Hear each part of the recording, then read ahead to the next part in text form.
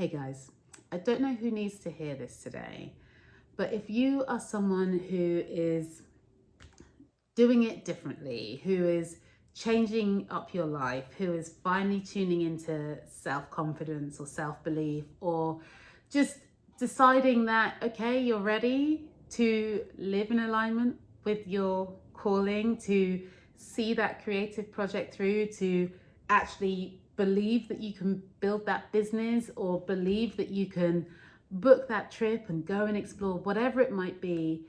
If you're in a space where what's being echoed back to you is a lack of understanding, a lack of belief, like, that doesn't make sense. Why would you want to do that? Or that's not possible to you. Or I don't think that that's something people like us do. Or that's, it's never been done before. Ergo, it's not available to you. If you're hearing that echoed back, sometimes from very well-meaning places in our life that are serving to protect us, I want to call bullshit on that, because you are the only person who needs to understand, believe in, ratify your dreams.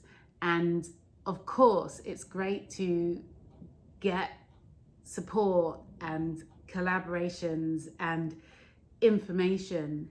However, if deep down you know you need to see it through, the only person who needs to understand that is you. There is never a reason why someone other than yourself can use words to squash your dreams, to crush your plans, to tell you that the way that you see the world isn't viable. Like, that is not for anyone else outside of yourself to determine. And I say that because I am someone who has finally been able to understand that when you are an innovator, when you do something differently, when you are operating in a way that doesn't fit the groove of what's gone before or what's considered regular and normal in your dynamics, whether it's family or work or friendships, etc. I used to be someone who would then go back and think, okay, perhaps it's because what I'm dreaming isn't available to me. Maybe it's because I'm not skilled enough or I don't know enough. Maybe that little voice within me, that deep inner knowing that is saying, give it your best shot. Maybe I'm wrong. And the problem with that, the problem with making yourself wrong when you have that deep passion, when you have that deep calling, is that you end up living a very inauthentic, unhappy existence, because you are not in alignment with yourself. You're living in a state of distrust for yourself. And that can only last so long until you reach a day of reckoning where you have to wake up to the bullshit that you've put on yourself and say, this is now make or break. Do I finally become someone who trusts myself and believes in myself? Or do I relinquish control to external factors? And that was the journey I was on. I woke up one day and I looked around and I realized I don't like my job. I'm disrespected and it's a very toxic and harmful environment. I don't like my creative project. Everything that I try and bring to the table gets knocked back. There's no joy, there's no fun, there's no commitment, there's no support. And I don't like the way I'm living, because I'm finding myself at every opportune moment giving up myself for what makes other people comfortable. The people pleasing was out of control and it wasn't sustainable. And I got to a point of breakdown and I said, okay, I have to let everything go, take some rest, reflect. And now that I'm feeling stronger, to pick through the rubble and understand there are some really important lessons here, learnings here that I can take forward to make sure that as I get back on my feet in terms of my career, in terms of my creative work, in terms of my coaching that I love to do, I can make sure that the healing continues and that I get to live a life that feels like my own. And through sharing these videos with you weekly, I've already been able to see how much of a transformation I've gone under just through taking time to stop and reflect and share back these lessons that I've learned to myself, but also to you. And I do that because I'm on that journey now. I'm not trying to tell you this is how I scaled my business and made loads of money. I'm saying this is how I get back on track after almost 2 years of thinking, I don't know which way out from this situation of breakdown, which came from, like I say, a whole lifetime of cheaping out on myself. And in those moments where someone says, I don't think that that's available to you, believing them and not believing me when I say, I actually think it is. So before I get into all of that, I'll quickly introduce myself to anyone who doesn't know who I am. My name is S.A.A.R.A. I am a musician from London. I write and produce my own genre-defying electronic dance music. I'm self-taught. I'm a self-taught bass player, self-taught producer, and I every day need to wrestle with the self-doubt and the imposter syndrome that comes with that in order to pick up the threads and work on my forthcoming EP. I am also a creative empowerment coach because I believe so passionately in the power of our creativity to help us live a life that feels like our own. And our life is the biggest creative project we'll ever work on. And learning how to tune into and hear that inner knowing, that inner voice, learning how to trust ourselves, learning how to roll with the punches in the sense of some of the journey we'll have to do alone, some of the journey we'll have to fail in order to succeed, some of the journey will be scary, but that is all part of creativity. And I think those lessons through getting back in touch with my music work have supported me in making some of the big changes I've made in my life. But as I said earlier in the video, I'm also someone who's come through an intense period of breakdown, of block, of loss, of loneliness, and through that, needing to make the changes, needing to understand my own agency in terms of getting on track and moving in a direction that feels aligned with who I am, which is someone who gets to create and share music, someone who is passionate about helping people, but also someone who has confidence and trust and love for myself, because how we treat and see ourselves is how we then instruct the world around us to see us and treat us. So that's a little bit about me. I also want to take a moment right now to say hello and thank you to all of my new subscribers. It means the world to have you on this journey with me, and I really hope that these videos are resonating with you and supporting you and nourishing you in the way that they're intended.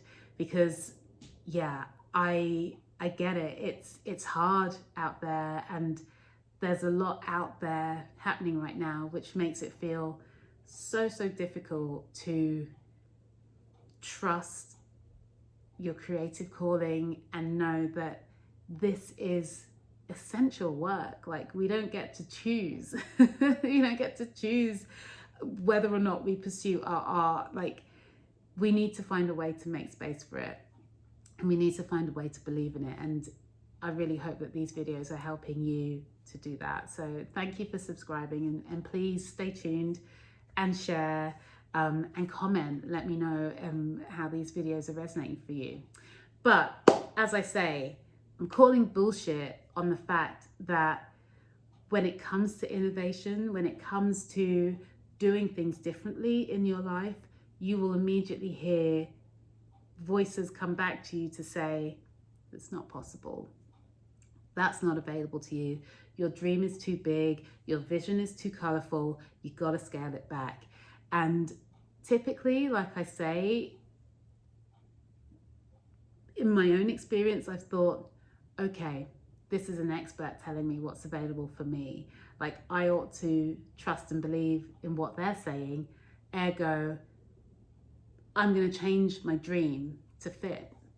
And in doing that, particularly when I think about some of the music work that I was doing before I took a break, consistently being told when I've gone into studios, consistently being told by collaborators, that's not possible, that's not how it works, that's not what you should do, you should do it like...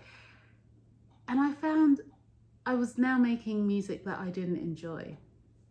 I was now operating in a way that didn't nourish and fulfill me or feel like my own.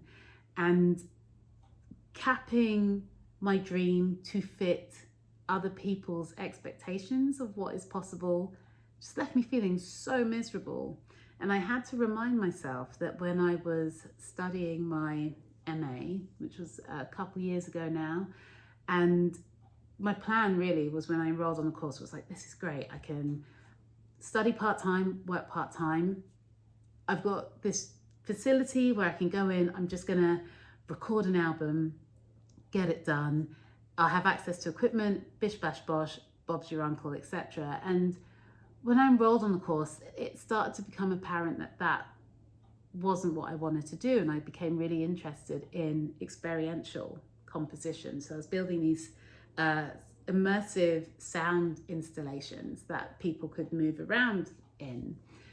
And for my final project, I wanted to create this installation that was site-specific, interactive, or the sounds would change as more people came into the space. It was going to be this kind of inverted experience of social media, where the more we see something, the more absurd it becomes, etc. And I had this whole plan, and I drafted it out, and I had these diagrams, and I talked about the technology that I would use and how it would all sync up, and etc. And I took it to my supervisor, and I said, okay, this is the plan for my final project. And he sort of looked at it and he says, I don't really understand what it is you're doing. So I explained again, and he says, yeah, I just don't think it's going to work. I just don't really see how this works. I've never seen anything like this before. I don't really understand what you're doing. And I think you're probably being a bit too ambitious, AKA you're playing above your station, and I don't think you can deliver it because it's not something that I think I would be able to deliver. And I left that meeting and I felt really deflated, and I thought, God, I was so passionate about this. I really wanted to, it's an experiment really. Like, I didn't know how this would all play out. And because it was subject to audience participation, you know, it was all dependent on, you know, whether people came, etc. And, you know, and he even said, well, if no one comes? And I says, well, that's part of it. If no one comes, then nothing changes. You know, that's the premise. He says, yeah, I don't really understand what you're doing. I think you'd probably be better off doing something a bit more simple. And I left that meeting and I thought, you know what? I've come all this way. I've made this promise that I'm going to start trusting myself. I'm going to start believing in myself. I have to see this through. I cannot quit on this now. And I went away and I worked really hard, and I made sure that everything that I was doing was watertight. I checked it. I found pockets of people to connect with who had some experience of working in electronics this way, or working with sound in that way, who maybe they didn't understand the full vision, but they could understand parts of it and they could understand the motivations. I started to change my circle as I grew to be in and around people who got it. And the installation day came. I was in this huge theatre at the university, and it was, you know, there were screens and speakers and everything was wired up. And, you know, again, I only had the night before to actually test that it worked, test that all the connections fired off, etc. So I was pretty nervous, and my supervisors came along, and literally what everyone said to me as they left at the close in the follow-up meetings, they were like, we have never seen anything like that before. And it was incredible. It was so innovative. I didn't understand it until I saw it. And in that moment, I realized I did right by myself, because I believed in what I was doing. I understood where it was I was getting to. I understood that I was betting on myself, that I was up for the gamble, that I knew I needed to trust that inner knowing and just work day by day, step by step towards delivering this installation. And off the back of that work, I was then invited to deliver lectures on my work to help other people in the future understand how to construct such a thing. And it just reminded me that in any space of innovation, you know, again, I reference artists like David Bowie, like Lee Scratch Perry, you know, Kate Bush. People are like, you can't do that. You can't appear on stage dressed like that. You can't do that with electromagnetic tape. Like, you can't sing like that. You can't, you know, why? Well, it's never been done before. It's not what we understand. I'm reminded that, you know, we've got planes in the sky and satellites in orbit and internet and smartphones and all of this crazy technology around us. And it would have always started with someone saying, this is my idea, and another person saying, you can't put a plane in the sky. It just doesn't work like that. You can't launch a satellite into orbit. It just doesn't work like that. Like, you can't create a computer that fits in your pocket. It just doesn't work like that. But every innovation requires that person to stand in steadfast belief in their vision, in that goal, steadfast belief, and also an unwavering commitment to work, trial and error, failure and setback, all the way through to the goal.